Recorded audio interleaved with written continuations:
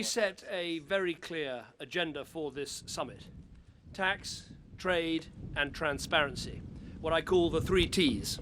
And I believe we made real progress on all 3 of these. We launched negotiations on the biggest bilateral trade deal in history. We agreed a Lochern declaration that has the potential to rewrite the rules on tax and transparency for the benefit of countries right across the world, including the poorest countries of the world.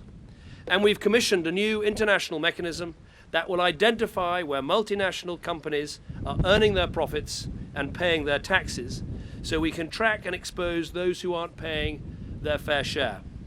It may not be the catchiest name in the world, but this international tax tool is going to be a real feature of ensuring we get proper tax payment and proper tax justice in our world.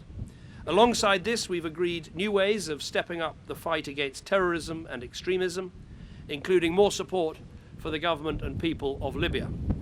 And we've signed a declaration to end the payment of ransoms for kidnap by terrorists. Now, of course, the conflict in Syria was the most difficult issue of all. It's no secret that there were very different views around the G8 table. But we all share a vital interest in bringing this conflict to an end and helping the Syrian people to achieve the change they want. So we agreed to work together on 7 things. 1, to step up our response to the humanitarian crisis with almost $1.5 billion of new money, including more than doubling the UK contribution. This is new money, new commitments made here at the G8. 2, to maximize the diplomatic pressure to bring all sides to the table as soon as possible.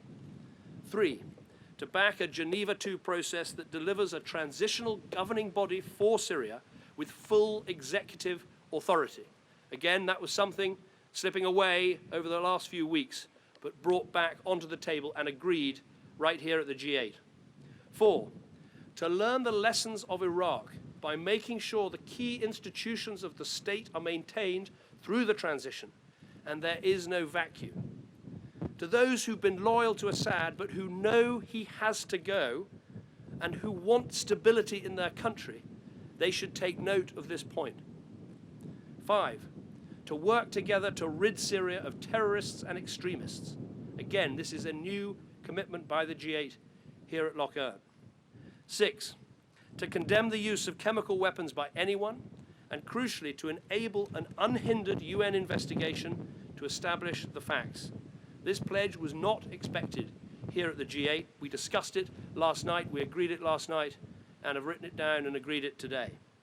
7, to support a future Syrian government that is neither Sunni, Alawite, nor Shia, but which has the consent of all Syrians. Now, reaching this agreement was not easy.